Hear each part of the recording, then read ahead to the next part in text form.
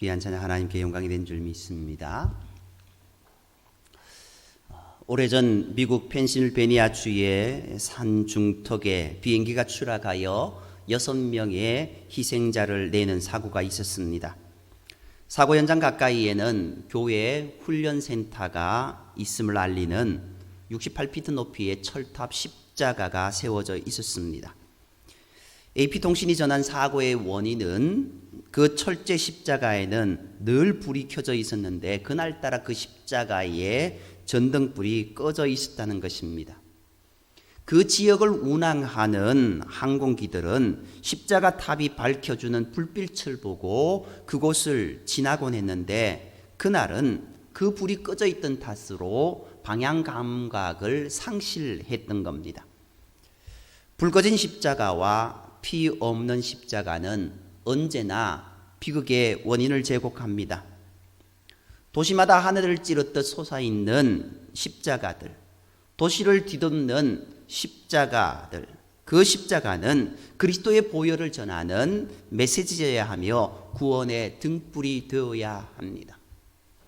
많은 이야기를 듣습니다.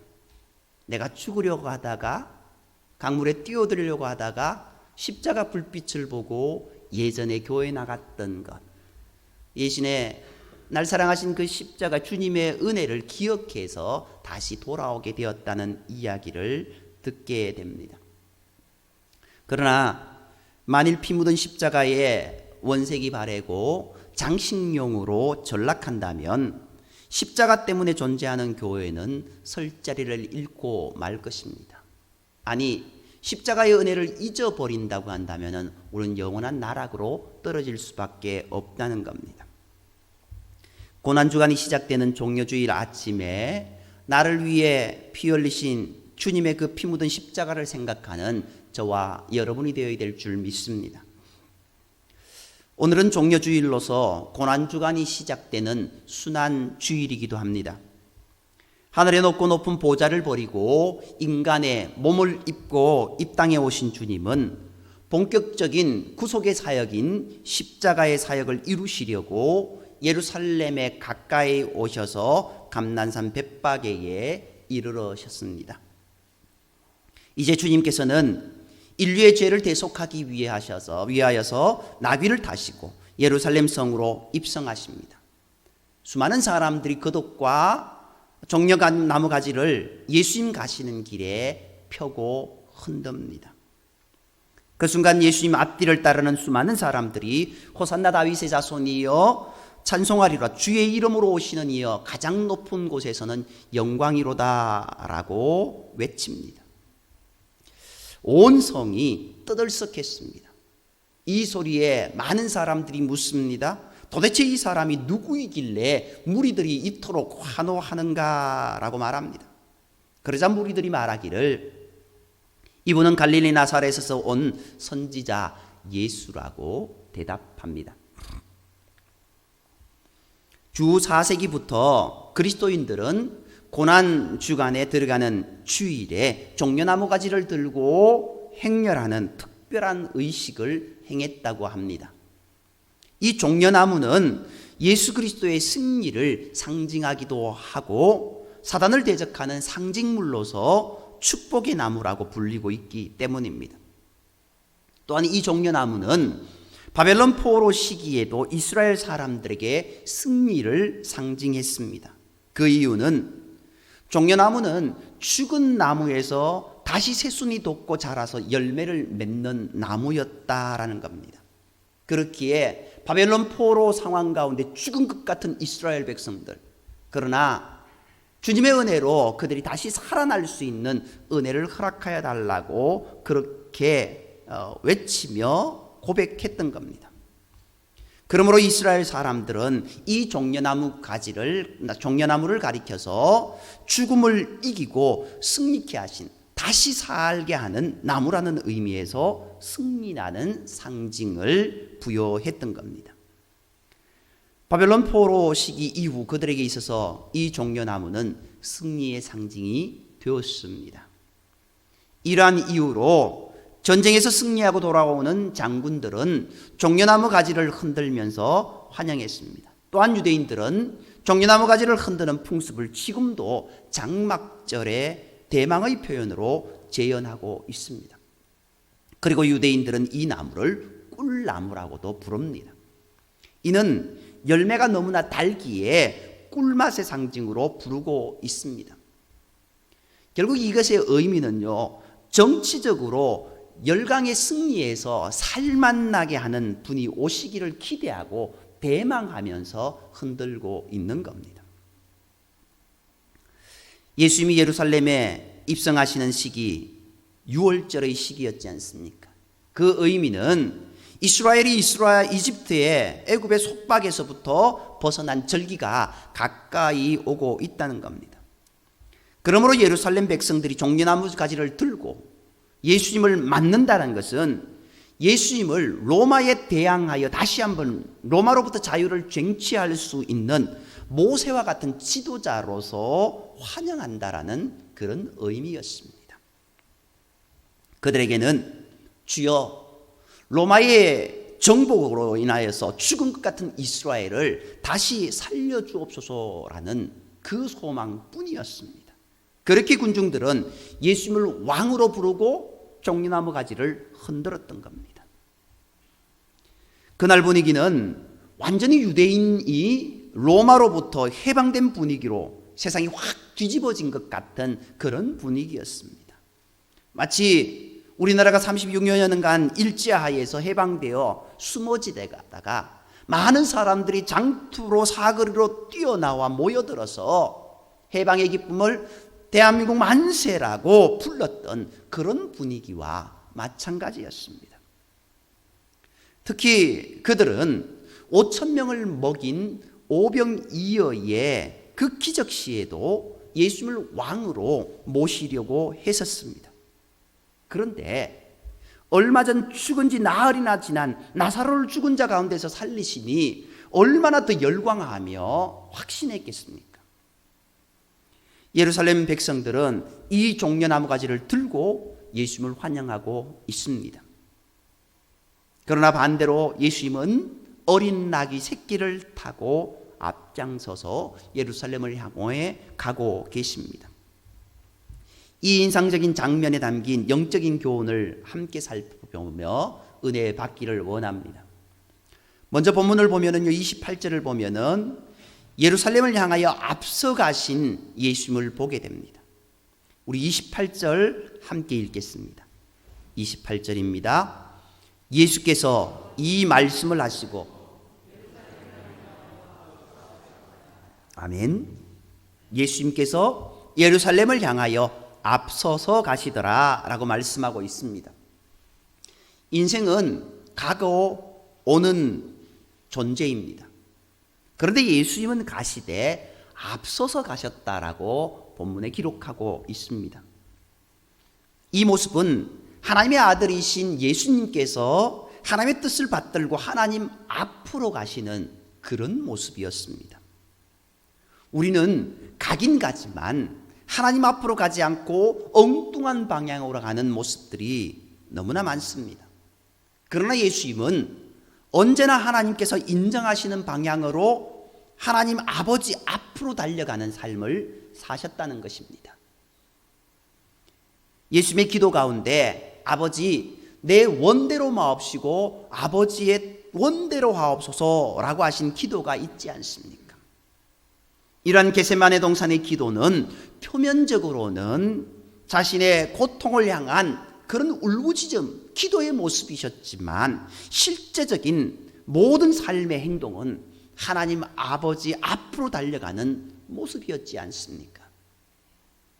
그리고 여기 앞서간다라는 것은요, 시대의 개척자로, 예언자로 살아간다라는 그런 의미입니다. 그래서 이 앞서간다라는 헬라 원어인 엠프로스테네 에피로뉴에토라고 하는 이 단어는요, 앞으로 일어나는 그 모든 사건에 대해서 본인이 다 책임진다라는 그런 의미가 있습니다. 주님은 우리의 모든 질고를 담당하시고자 죽음까지도 담당하시고 작정하시고 우리를 책임지신 것입니다. 변명하고 꽁무니 빼는 사람들은 결코 앞서서 가지 못합니다. 앞서는 사람은 개척자의 몸 정신을 가지고 고난과 역경을 헤치며 걸어가는 사람입니다. 전쟁터에서 진격 앞으로 그렇게 상급자가 외칩니다. 그런데 왠지 아무도 움직이지 않습니다. 말뿐인 상급자의 외침은 공허합니다. 그러나 먼저 달려나가는 상급자를 보고 함께 하지 않을 군사는 없습니다. 자기는 그렇게 하지 않으면서 그저 말뿐인 모습만 보이는 자들이 너무나 많습니다. 사랑하라고 하지만 정작 자신은 사랑하지 않으면 공허한 사랑의 외침입니다. 헌신하라고 하지만 자신은 뒷짐만 지고 행하지 않으면 아무런 변화도 일어나지 않습니다. 우리 주변에는 이러한 모습들이 너무나 많습니다. 남이 알지 못하고 도와주지 않고 오히려 오해와 핍박이 쏟아지지만 스스로 힘겨운 짐을 지고 걸어가는 사람, 그 자가 바로 앞장서서 나아가는 자입니다. 모든 총탄을 뒤로 하고 앞서서 가는 자, 모든 비난을 감내하며 앞서서 나아가는 자, 그 자가 앞장서서 나아가는 자입니다. 이처럼 앞서가는 역사의 개척자가 되고 예언자가 되기 위해서는 꿈과 이상을 잃지 말아야 됩니다. 동시에 실망할 줄 몰라야 합니다. 어떠한 말을 들어도 시험에 빠져서는 안 됩니다. 이 앞서서 가시더라는 이 말은요, 특별한 목적을 가지고 특별한 방향을 향해서 나아가는 그 모습입니다. 예수님이 앞서서 어디를 향해 가십니까? 예루살렘으로 가십니다. 예루살렘으로 가셔서 어디로 가십니까? 종국적으로는 골고다로 가시지 않습니까? 십자가로 가셨지 않습니까? 주님의 그 발걸음은 목적을, 방향을 향하여 나아가는 그 모습이었다라는 것을 우리는 기억해야 됩니다. 예수님 본인은 다 아셨습니다. 그 모든 비난, 모든 고난, 모든 아픔을 감내하시면서 그 길을 앞장서서 가셨다라는 겁니다. 누구 때문에? 나 때문에. 누구 때문에? 우리 때문에 그 길을 앞서서 가셨습니다. 주변에 따라가는 제자들은 어떻게 걸어갔습니까? 예수님께서 앞서서 가셔서 이제 로마의 압제에서 해방시켜 주시고 왕으로 등극하실 것이다. 지금 호산나 외치는 이들의 모습 가운데서도 이제 로마의 압제에서 해방시켜 주시는 그런 해방의 왕으로 오실 것이다. 그렇게 외치며 하셨지만 실제적으로 예수님의 앞서서 가신 목적은 다른 목적이 있으셨다라는 겁니다. 우리를 죄의 속박에서 해방시켜 주시고자 그 길을 가셨습니다. 주님은 오직 하나님만 바라보고 걸어가셨습니다. 하나님만 바라보고 가신 그 예수님의 발자취, 오늘 우리 또한 그 길을 함께 걸어가야 될 줄 믿습니다. 하나님께서는 우리에게 시대를 앞서는 자로, 하나님의 뜻을 위해 앞장서서 달려가는 자로 삼아 주셨습니다. 주님의 뒤를 이어 하나님의 뜻을 위해 앞으로 나아가는 저와 여러분이 되어야 될 줄 믿습니다. 두 번째로 오늘 이 장면 속에서 보면은요, 주님이 가시는 길에 나귀를 바친 무명의 봉사자가 있었습니다. 예루살렘을 향하여 앞장서서 가시던 주님은 왕으로 황대하는 군중들에게 무엇인가를 대답하시려고 파격적인 상징적인 행동을 하셨습니다. 예수님 갑자기 나귀를 타셨습니다. 그것도 나귀 새끼를 타셨습니다. 예수님은 단순하게 이스라엘이라는 나라를 회복하기 위해 오신 분이 아니었습니다. 모든 인생으로 하여금 죄와 사망의 속박에서부터 승리하고 새롭게 살 수 있는 생명을 얻도록 하기 위해 오신 분이었습니다. 다윗의 후손 메시아가 아니라, 정치적으로 해방을 주는 메시아가 아니라 하나님의 아들 메시아, 죄를 사하는 메시아로 오신 것입니다. 그런 예수님께서 나귀를 타셨습니다. 예수님께서 나귀를 타신 이유가 무엇입니까? 바로 나귀처럼 왕따 당하고 업신여김을 당하는 이스라엘을 구원하여 주님께서 사용하시려고 오신 것을 알려주기 위함이었습니다. 즉 나귀처럼 수고하고 무거운 짐을 진 이스라엘 백성들을 구원하겠다는 주님의 의지가 담긴 것입니다. 또한 여기에 나귀를 바친 무명의 봉사자는 그야말로 이름도 없고 직업이나 직책도 없이 예수님을 위해 마지막으로 봉사한 위대한 인물입니다. 일찍이 스가랴 9장 9절의 나귀 새끼를 타고 입성하신다는 말씀을 이루기 위해 한 번도 타보지 않은 나귀 새끼를 바친 봉사자입니다. 이 나귀 주인에 대한 이야기는 거의 없습니다. 이 구절밖에 없습니다. 그러나 우리가 그 주인의 헌신을 다시 한번 생각해 보기를 원합니다. 그는 한 번도 타보지 않은 첫 정성을 주님께 드렸습니다. 짐이나 운반하는 나귀였지만 그것이 주님께 바쳐졌을 때 얼마나 기뻐했겠습니까? 첫 열매나 첫 것은 순수하고 아름답습니다. 첫 새끼, 첫 정성을 들인 이 무명의 봉사자는요, 우리에게 성도의 사명을 일깨워준 공로자입니다. 우리 인생의 위대한 삶의 법칙이 있다면 그것은 드림으로서 받을 수 있다는 것입니다. 하나님께 바침으로 하나님께 받게 되는 원리에 대해서 감리교의 창시자인 존 웨슬레는 이렇게 말했습니다. 내가 할 수 있는 모든 방법으로, 내가 할 수 있는 모든 장소에서, 내가 할 수 있는 모든 한도에서 돈을 벌어라. 그리고 그것을 하나님과 이웃을 위해 선하게 써라라고 말씀하고 있습니다. 물론 그것이 모든 방법이라고 해서 잘못된 방법은 아니겠지 않습니까? 물질은 하나님께서 허락해 주시는 것입니다. 하나님께서 주신다고 했으면 믿고 기도해야 우리에게 주어집니다. 우리의 힘으로가 아니라 하나님께 주신 힘으로 얻은 물질, 그것을 드리는 곳에 위대하게 쓰이는 축복이 반드시 일어나게 마련입니다. 위대한 드림은 아깝지 않고 인색하지 않고 티가 없는 드림, 아낌없이 하나님께 감사하는 마음으로 드리는 것입니다. 그러므로 하나님께서 원하시는 것은 네 마음을 달라는 것입니다.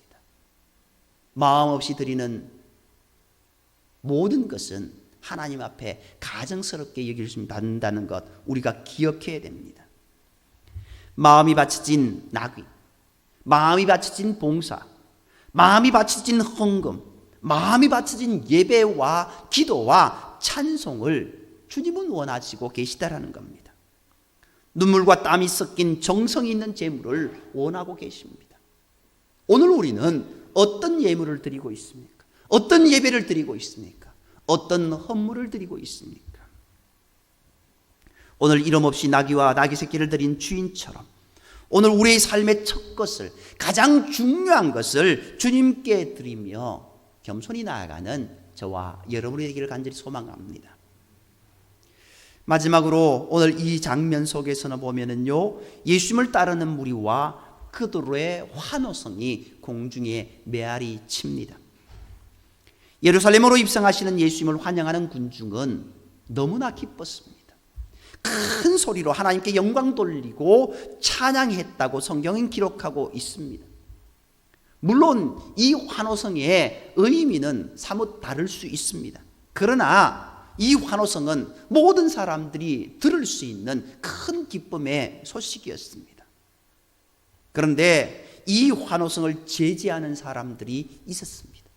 그것을 제지할 때 길가의 돌들이 소리 지른다고까지 주님께서 말씀하셨습니다. 예수님은 이 땅에 가난하고 병들고 소외된 변두리 인생들을 위해서 오셨고 그렇게 사셨습니다. 예루살렘에 입성하실 때도 자신의 영광보다 밥 한 숟갈 먹지 못해 눈물 짓고 한숨 짓는 백성들을 보시고 계셨습니다. 나중에 예루살렘 성을 보시면서 눈물 흘리셨던 그 주님의 안타까운 눈물을 우리는 기억하지 않습니까? 사람의 심장 폐부를 아시고 그 모든 것을 가슴에 안고 입성하시는 주님이십니다.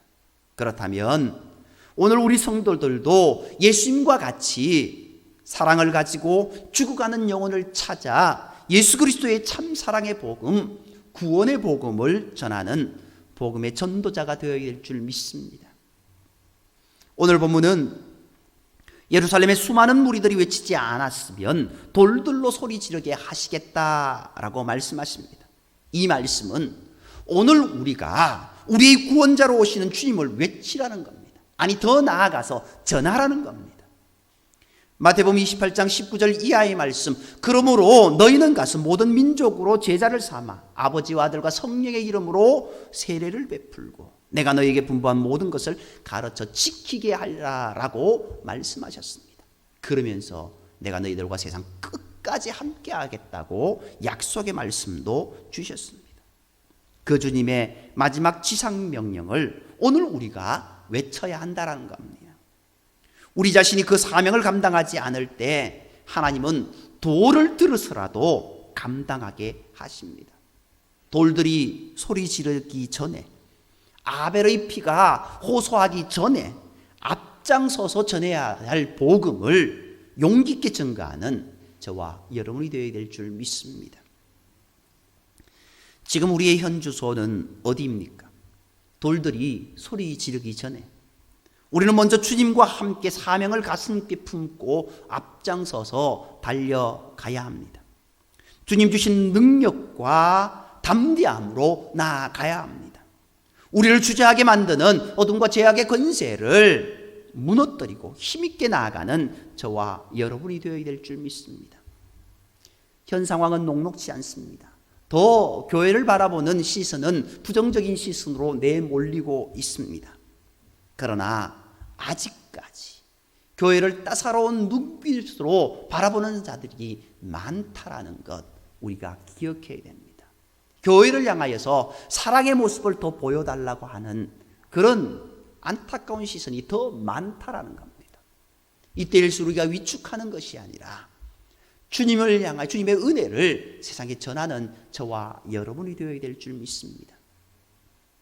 또한 기도와 찬송, 말씀 듣는 것에도 앞장서고 감사함으로 드리는 삶을 살 때 예루살렘을 향해 앞장서서 가신 주님의 참뜻을 깨닫는 그런 종려주일이 될 줄 믿습니다. 이제 한 주간 주님의 십자가를 묵상하면서 십자가를 붙들고 승리하는 저와 여러분들이 되기를 간절히 소망합니다. 기도드리겠습니다.